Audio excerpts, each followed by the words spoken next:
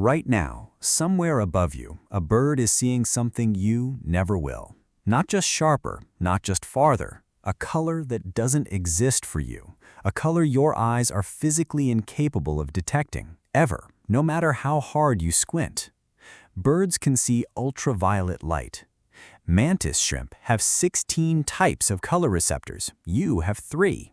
Eagles can spot a rabbit from 2 miles away. And you can't read a street sign from across a parking lot without squinting. For a species that built telescopes, microscopes, satellites, and entire civilizations on the back of seeing things clearly, human vision is, biologically speaking, mediocre. So here's the question. If sight mattered so much to our survival, why did evolution leave us with such an underwhelming pair of eyes? The answer isn't that evolution failed us, it's that it never tried to build the best eyes in the animal kingdom. It built the eyes we needed, and that distinction changes everything. Start with color. Most mammals are dichromats, 2 types of color receptors, seeing the world in a muted palette of blues and yellows, similar to a colorblind human. Dogs, cats, horses, none of them see the rich reds and greens you do. Humans are trichromats, an upgrade most of our mammalian relatives never got.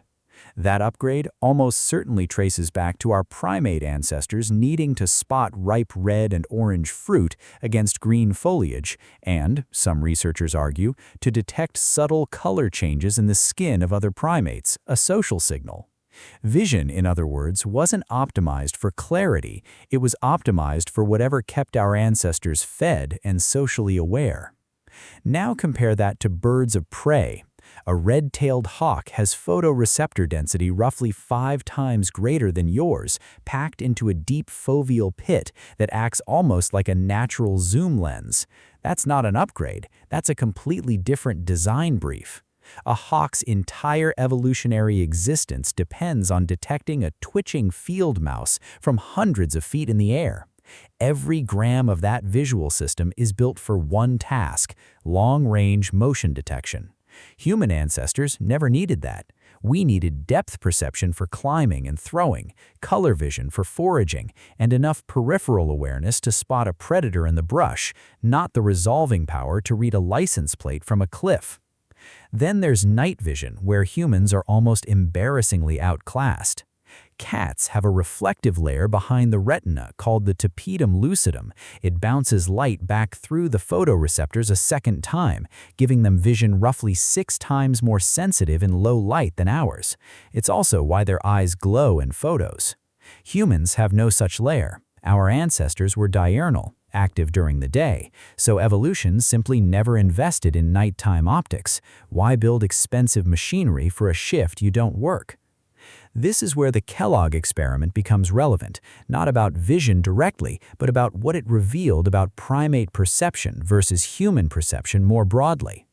In the 1930s, psychologists Winthrop and Luella Kellogg raised a baby chimpanzee named Gwa alongside their own infant son Donald under identical conditions to see how much of primate development was biological versus environmental. What they found was that in several early sensory motor and perceptual tasks, Gwa actually outperformed Donald: faster reflexes, quicker environmental responsiveness. The experiment was cut short after 9 months, partly because Donald began mimicking Gwa's chimp-like vocalizations. But the underlying lesson mirrors what we see in vision. Raw perceptual and sensory processing power isn't what makes a species successful, it's what you do with that information that counts. Chimps may edge out infant humans in raw motor perceptual speed, but human brains eventually built something no chimp brain does: abstraction, language, tools that extend perception far beyond what any eye can do alone. That's the real pattern across the animal kingdom. Every visual system is a trade-off, not a hierarchy. Mantis shrimp have 12 to 16 photoreceptor types compared to your 3, and yet neuroscientists have found their brains may not even process color as richly as ours do, because more receptors doesn't automatically mean more perceptual sophistication. It just means more raw data. Bees see ultraviolet patterns on flowers invisible to us, guiding them to nectar, a superpower with zero relevance to a species that doesn't pollinate. Owls have such superior night vision that their eyes are actually tube-shaped rather than spherical, so large they can't rotate in their sockets, which is why an owl has to turn its entire head to look sideways. Every one of these upgrades comes with a cost, a specialization, a narrowing. Human vision, by contrast, is a generalist's toolkit: decent color, decent motion detection, decent depth perception, terrible night vision, mediocre resolution compared to raptors, but paired with something almost no other species has: a neocortex capable of building tools that patch every one of those gaps. We invented telescopes to become eagles, night vision goggles to become cats, microscopes to become the mantis shrimp, decoding light spectrums our eyes were never built to see. So human vision isn't broken, it's honest. It's a record of exactly what our ancestors needed and nothing more.